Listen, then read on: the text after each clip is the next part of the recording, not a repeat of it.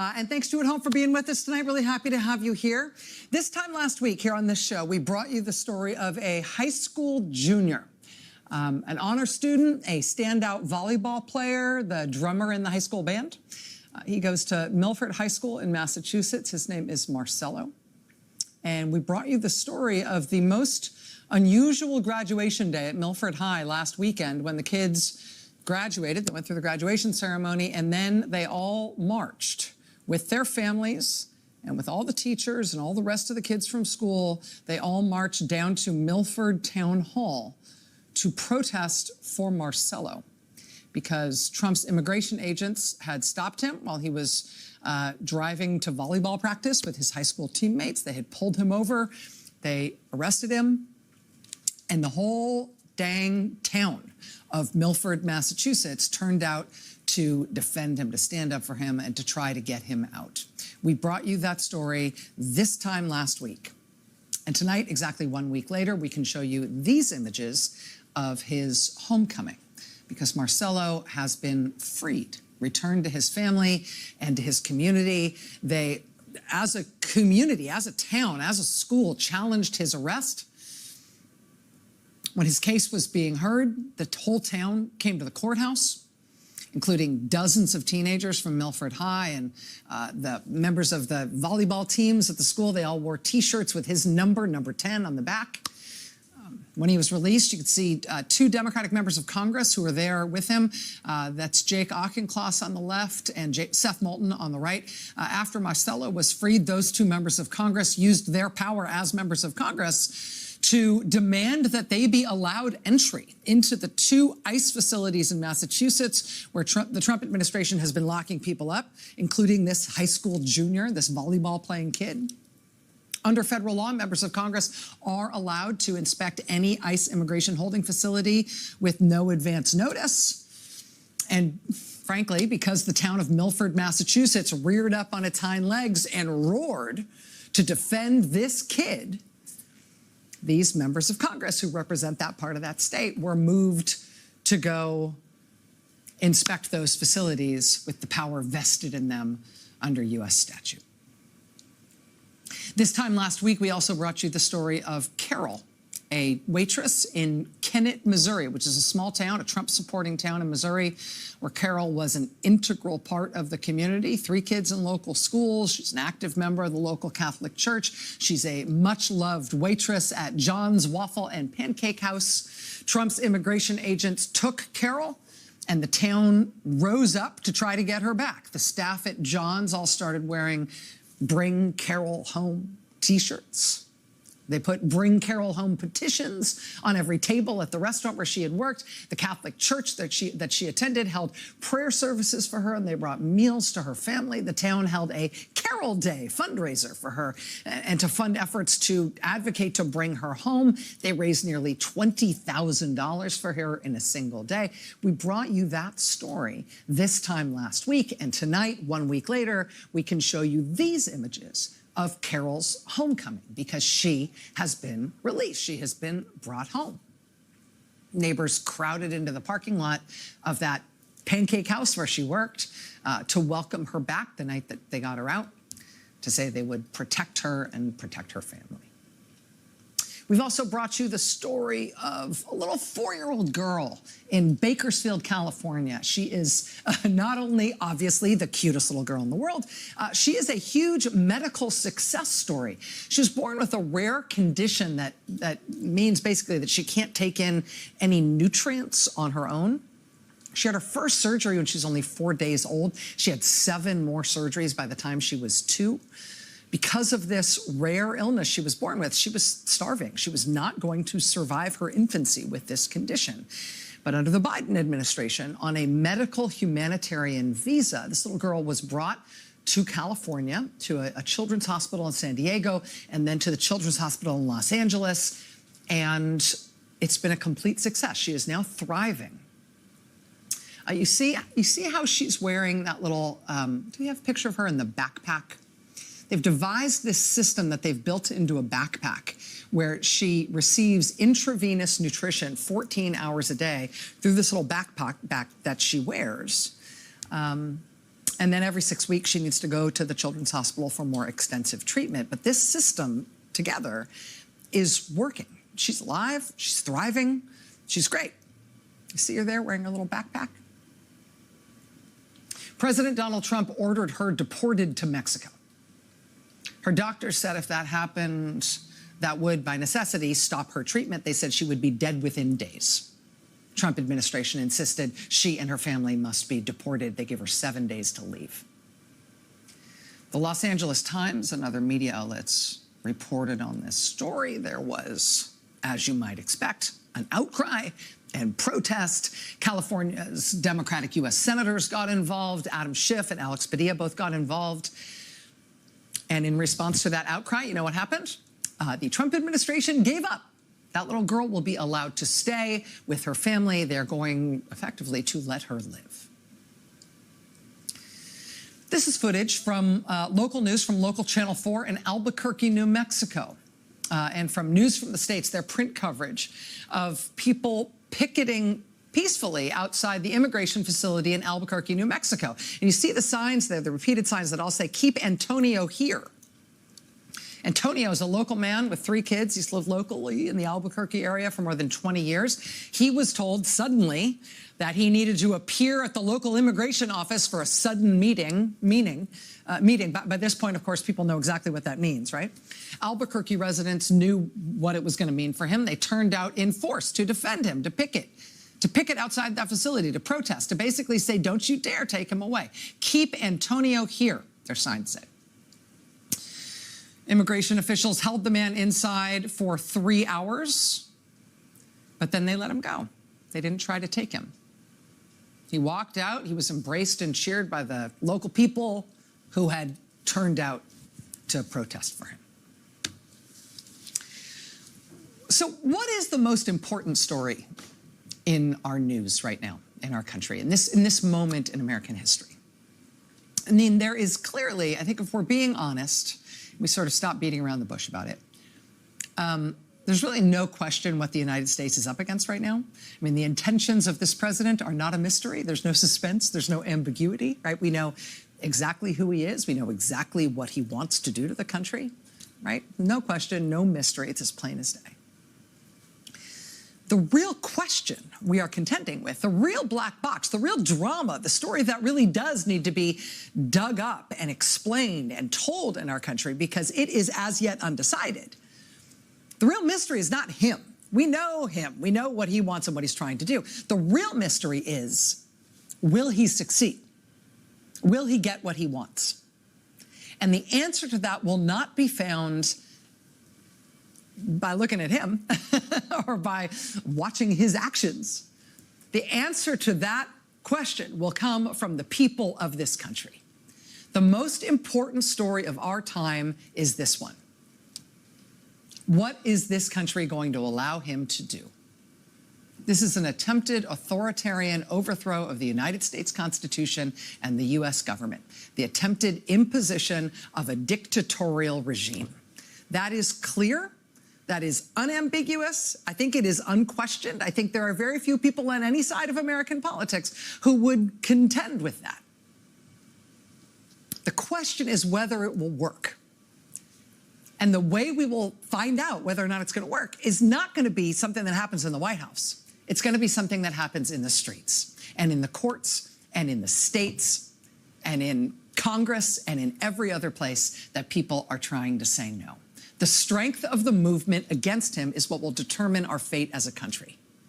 And what we are seeing over and over again in what I believe is the most important story in the country, what we are seeing over and over again is that protesting against him works. That he wants to seem strong, but he is not that strong. Organizing against him works. Fighting him in court works. Pushing back works. Protesting in the streets works. And so Marcelo is free in Milford, Massachusetts. And Carol is free in Missouri. And the 4-year-old girl in Bakersfield, California is free and alive. And in Albuquerque, the movement to keep Antonio here means that Antonio is still here. And none of these things are instant, right? And they don't always work. But pushback is the only thing that ever does work. And so in Torrance, California right now, teachers and the PTA are advocating for this little 9-year-old boy, 4th grade boy, who Trump has had arrested and taken away to an immigration prison in Texas. His name is Martyr. He is 9 years old. He has been a student at Torrance Elementary since the 1st grade. PTA members at Torrance Elementary in California are reaching out to federal and state and local leaders to try to intervene in his case and get him home. And in Butler County, Ohio, this was the protest yesterday. Look at this. For a local kid named Emerson, who just this past month graduated high school in Ohio. He's a star soccer player at Dater High in Cincinnati. He has now been arrested by Trump's immigration agents and is so far being held at the local jail. And so his soccer team and his coaches and kids from his school and his town are all out there at the local jail protesting to try to get their friend Emerson out. These were protesters at the VA Medical Center in Leeds, Massachusetts this weekend, protesting in defense of veterans and against Trump's cuts to the VA. These are anti-Trump billboards that have gone up in Calhoun County, Alabama, Jacksonville, Alabama, calling Trump a wannabe dictator and saying, hands off our Social Security, and saying, Trump and Musk want to cut your Medicare to give tax breaks to billionaires. Are you okay with that? This is Alabama, everybody. These people in Chicopee, Massachusetts, are protesting to save their Job Corps program. Do you have a Job Corps program near you? Job Corps are these amazing centers, mostly operated out of the Department of Labor. They provide training in the trades, very practical job skills training to kids aged 16 to 24. They teach trades like plumbing and carpentry and catering and how to be a nurse's assistant. Trump ordered all the 120-plus Job Corps programs in the country, these wildly successful, locally beloved Job Corps centers. He ordered them all to shut down. But after protests like this one, a federal judge intervened and said, actually, the Job Corps centers have to be kept open. Trump's trying illegally to shut them down. On Saturday in Fort Lauderdale, Florida, there was a protest again at the airport in Fort Lauderdale against Avelo Airlines, which has taken a contract with Trump for deportation flights. This time last week, you might remember, we brought you the story of a bananas, totally shambolic, like over-militarized, bizarre raid on an Italian restaurant in San Diego, where the whole community came out to say, what the heck are you doing? And the confused and bewildered HSI officers from Homeland Security Investigations, who were dressed up like they were invading Afghanistan, they responded to the neighbors turning out and yelling at them by throwing what appeared to be flashbang grenades at all the neighbors, so they could carry out a raid on busboys and waiters at this local Italian restaurant. That was last week in San Diego. This weekend, those same neighbors came out in that same neighborhood in San Diego to protest once again 1 week later against that raid. They are still organizing there to try to get those people back, to try to get them home. That was Saturday this weekend in San Diego. By Saturday this weekend, we were on to a second day of large-scale protests in Los Angeles against similarly over-the-top militarized raids by Trump's immigration agents. I mean, it started in Los Angeles this weekend, Friday and Saturday. By Sunday, there were solidarity rallies in Bakersfield, California, and in Houston, and a big one in Phoenix and in San Antonio, and again in San Diego, a big one in San Francisco where dozens of people were arrested. People in Pasadena protested outside the hotel where they learned ICE officers were staying during these immigration raids in Los Angeles. I mean, as of Saturday night, Trump had started fulminating against the protests in Los Angeles. He had announced that he would federalize the National Guard. It's the first time a president has done that against the wishes of a state's governor in 60 years. And when it was done 60 years ago, it was to protect civil rights protesters, not to threaten protesters with military force. But, you know, Trump panicking like that, the response of the American people to it has been exactly what you'd think. I mean, bigger protests than ever in Los Angeles, those solidarity protests that I just listed all day Sunday in all those cities all across the country. Today, solidarity protests in Atlanta, across the street from Atlanta's Immigration Court building. Solidarity protests today in Baltimore. Solidarity protests today in Boston and also in Chicago. In Tampa, Florida today, there was a huge solidarity protest. In Raleigh, North Carolina. In Washington, D.C. today, there were protests outside the Justice Department headquarters. You know, and when people stand up and protest, what we are learning over and over again in this administration is that protest works. And one of the ways that it works is that it puts steel in the spine of the political opposition in this country.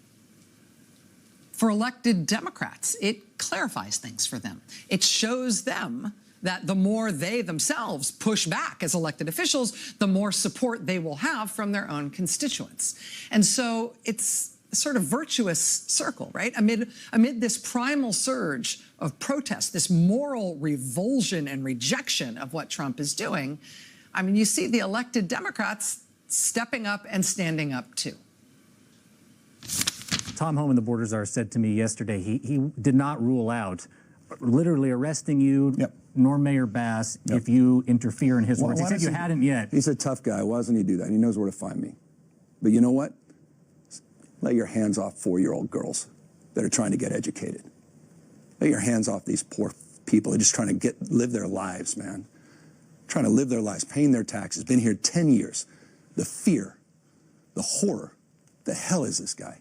Come after me, arrest me. Let's just get it over with. Tough guy. You know, I don't give a damn. What are you going to do? You going to shoot some kid who's afraid of you and run? You going to shoot an elected official? If you shoot me, you better shoot straight. I don't know why you're in my city. You did. The governor was not contacted. This is Trump and his outrageous attempt to not only target our sanctuary city, but to frighten us and intimidate us. This is wrong, and I hope that none of you will use those guns to shoot anybody. There's no reason to shoot anybody.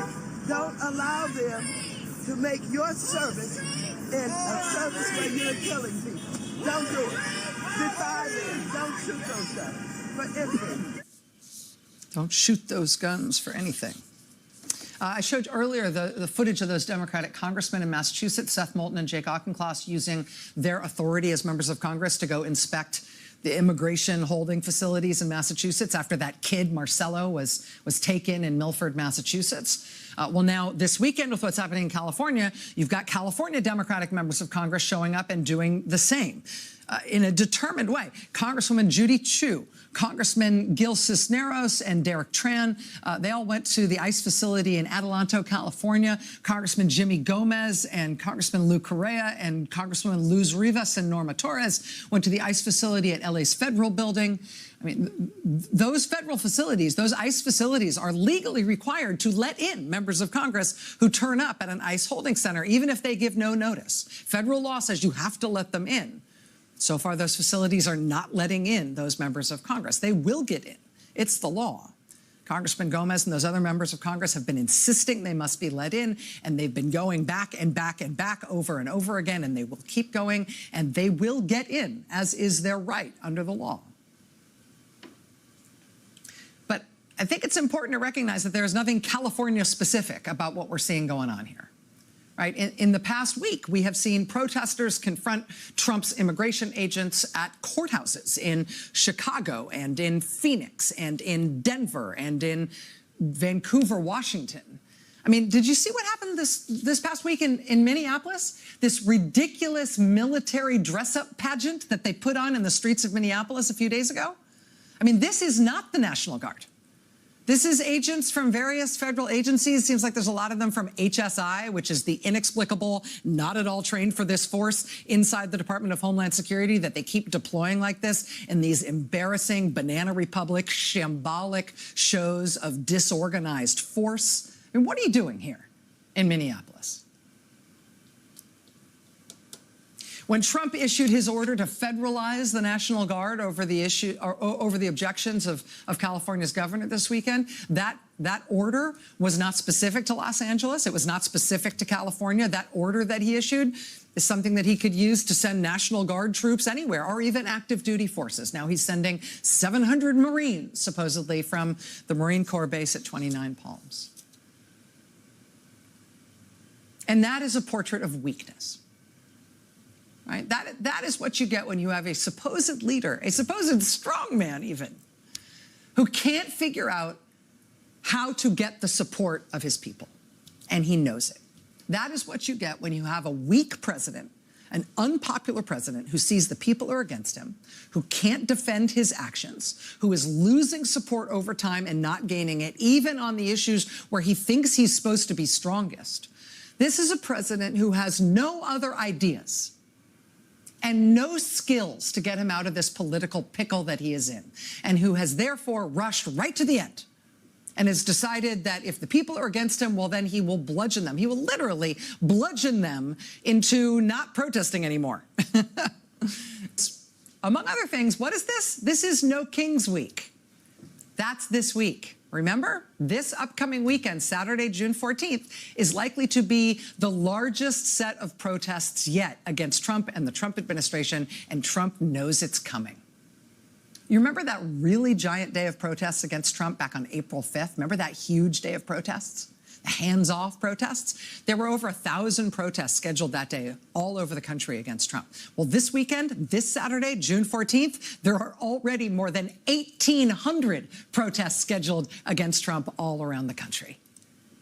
It's going to be like twice the size of that massive day of protests that we saw on April 5th. I mean, Trump is going to do his military parade for himself in Washington that day.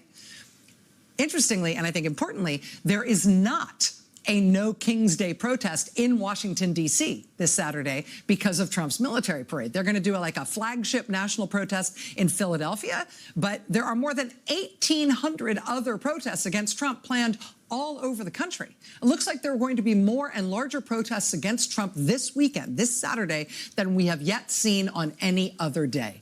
And he knows it. He cannot handle the amount of protest against him now, and it is about to increase exponentially. For a president who is flailing and panicking and literally calling in the troops to try to wage a physical war against his own people because the people are against him and he has no idea what to do about it, what we are seeing right now in California is a president panicking. We have never before in the history of the U.S. presidency seen a president who is less popular than this one at this point in his term. And we have never seen a president less politically skilled, less politically equipped than this one to turn that kind of problem around. And so he has panicked. He is trying to hit the eject button. Somebody convinced this president that attacking immigrants would work for him politically. Somebody convinced him that the American people would be bloodthirsty about that we'd love it, that the crueler he was to immigrants, the more political capital he would accrue. Instead, what we are seeing is the opposite.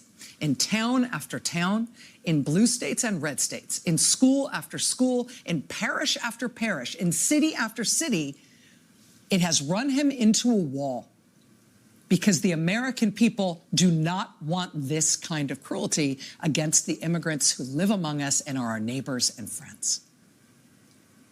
And facing that kind of heart and that kind of resolve and that kind of non-violent, good cheer, I could do this forever kind of spirit, he has no idea what to do.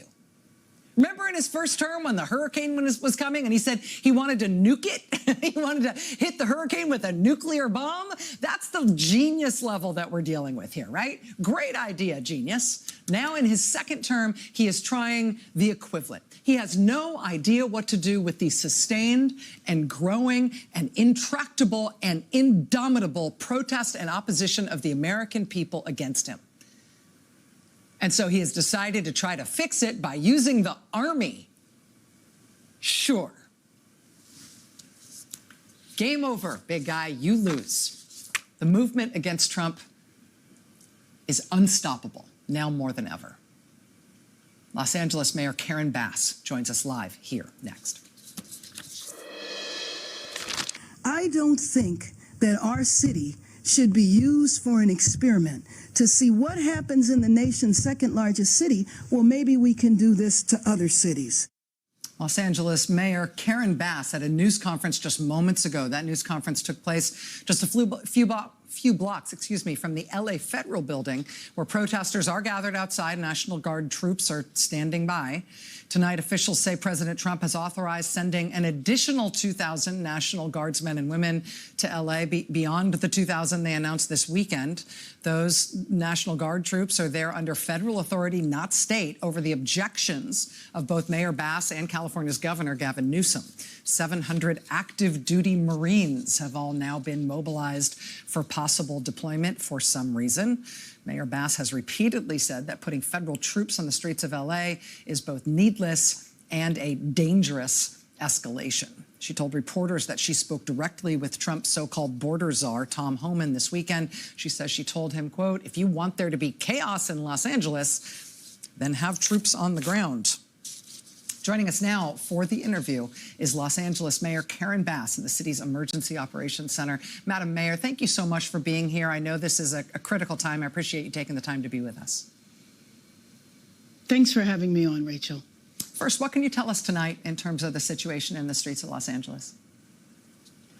Well, let me just tell you that there was a big rally today, this afternoon, because, you know, as part of the action, as part of the raid that took place on Friday, one of our city's most esteemed labor leaders, David Huerta, was arrested. He was injured during the arrest. He was detained over the weekend, and he had an arraignment, and he was released today. So that there was a rally denouncing the ICE actions, but also celebrating the fact that he was out, and it was a peaceful rally. What is going on right now is also peaceful. The rally has ended. People are lingering around the federal building, but we do not have any problems with violence taking place in our city right now.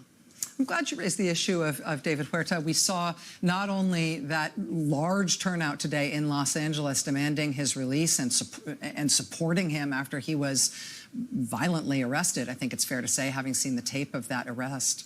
But we also saw solidarity rallies and marches all around the country for David Huerta today. Union members and their supporters and people who are just horrified by what they saw marching today and demanding his release. I wonder, Mayor Bass, how you are seeing right now the sort of balance between what I think is the sort of obvious and palpable effect of and effectiveness of peaceful protest and the federal government treating it as a national security disaster that requires these extraordinary responses from the federal government and the U.S. military. How do you weigh those two views of it? Let me just say, Rachel, that on Thursday of last week, Los Angeles was peaceful. There were no problems here. There was nothing happening in our city that warranted raids that took place the next day, that terrified and terrorized the city. People go to work, and then they have no idea that their workplace is going to be invaded and is going to be an enforcement action. And you remember when the administration started, he talked about violent criminals, drug dealers. How do you go from a drug dealer to chasing people through the parking lot of a Home Depot where there's day laborers working, just trying to survive? So this entire situation is what leaves us believing that we're being used as a test case. So I talked to the administration. I was trying to tell them that they didn't need to have the National Guard come here because we had a protest. There was violence that took place.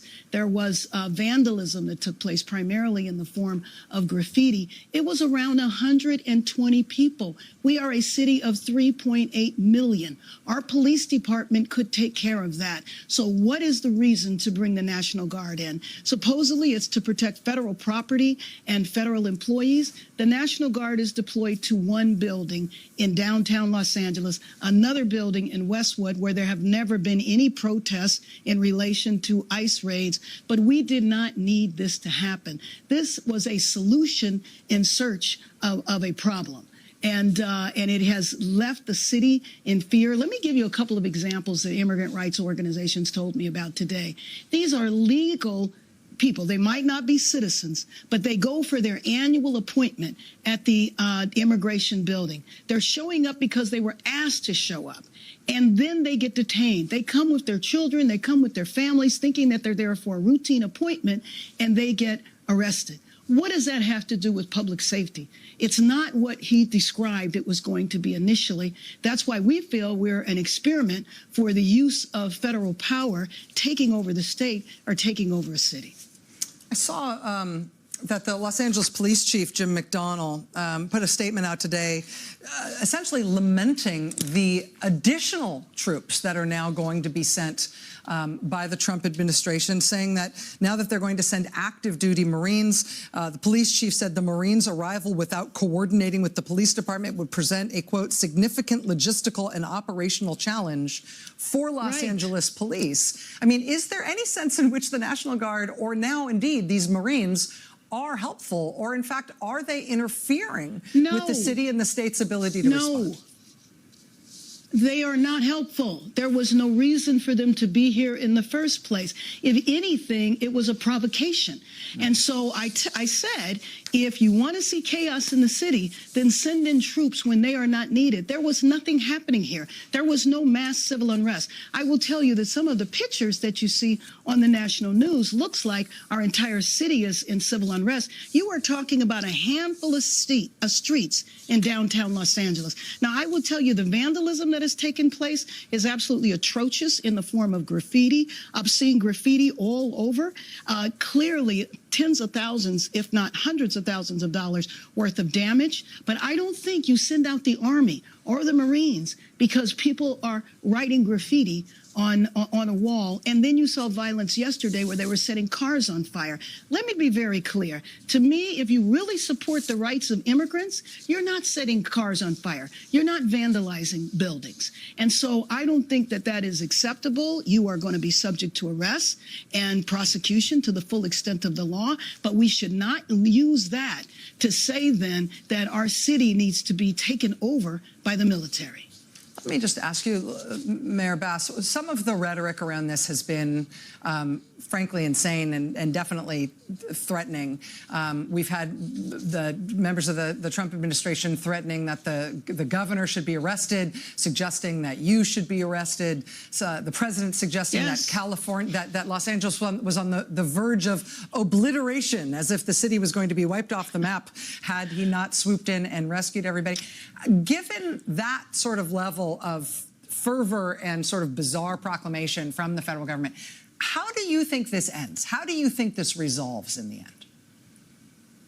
Well, I mean, I will just tell you that what we are calling for is an end to the raids. These raids do not need to take place. You are talking about people's places of work. You're talking about schools. You're talking about other things that have happened have been completely unnecessary. Sometimes it's not a raid. Just seeing ICE roam around our city in their cars and all of that creates a sense of fear. So how is it going to end? I don't know, Rachel. We're not sure how much longer this is going to go on. Rumors say they're going to be doing raids for the next 30 days. What does that mean? How many raids in a day? Where are they going to take place? Who is going to be taken in? You have a situation like we did in the last Trump administration where kids were afraid to go to school because they weren't sure their parents would be there, where people were afraid to go to work. And you just think about the disruption in families. You might have a father that's going into a warehouse or a plant. You might have a mother who is serving as a child care worker on the other side of town, either in somebody's home or not. You disrupt the entire ecosystem. You impact our overall economy. If people are afraid to go to work, this is a city of immigrants. If they're afraid to go to work, you are going to hit our economy in a way that is completely unnecessary. This is a problem that started on Friday morning when the raids happened. This did not need to take place. Los Angeles Mayor Karen Bass. Madam Mayor, I know you are right in the middle of it. I really appreciate your taking the time to talk with us this evening. Good luck. Stay in touch. Sure. Thank you. Right. Much more news ahead tonight. Stay with us. There we have it. I hope you guys enjoyed the Rachel Maddow show at this important time in our country's history. She did a very good job at explaining what's going on the ground in Los Angeles, as well as some of the protests that'll be going on this upcoming weekend, and protest against Donald Trump and his ambitious dictatorship type of parade for his birthday. We also heard from Mayor Karen Bass and what's going on the ground in Los Angeles, putting things into perspective. I hope you enjoyed the show. I'll see you guys again soon. Thanks for tuning in. I ask you guys to like, subscribe, and share with your friends. Thank you.